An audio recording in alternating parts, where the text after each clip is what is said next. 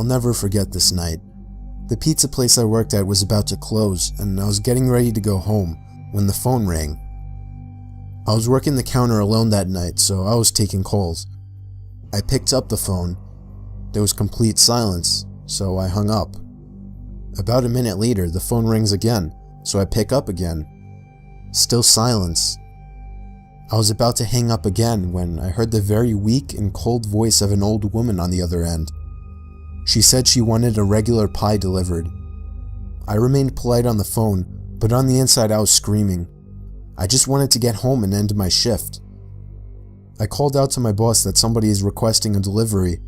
He told me I had to go. I was upset at first, but I realized it's another tip, and the old ones usually tip the most, so I decided it was okay. I took down the address and told her it would be there soon, but she had already hung up. I thought that was rude, but I ignored it and yelled to the chef that I needed one regular. My boss told me to just go home after the delivery as the place would be closed, so a little before 10 o'clock, I got in my car and put the address into my GPS. The house was 7 miles away. The GPS took me to the quiet side of town.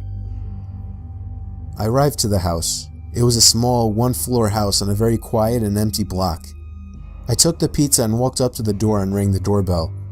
There were no lights on in the house. I hoped that she hadn't given me the wrong address. I rang the doorbell again. There was still no answer. I was about to give up when I turned my head and saw somebody standing at the window. I got a little freaked out and backed up at first, but I eventually got closer to the window to see the person. It was an old woman, probably in her late 70s. She was just staring at me with a blank expression. I yelled to her through the glass that I had her pizza. She didn't react to what I said, so I screamed it louder. A big smile ran across her face. Not a pleasant, genuine smile. It was a smile that sent chills down my spine. I still remember that exact face she made through the window.